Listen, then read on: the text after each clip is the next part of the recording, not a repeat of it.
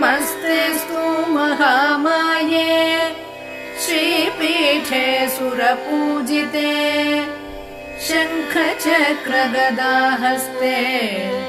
महालक्ष्मी नमोऽस्तुते।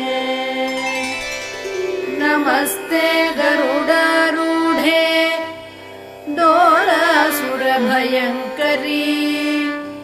सर्वपापहरे देवी महालक्ष्मी नमोऽस्तुते।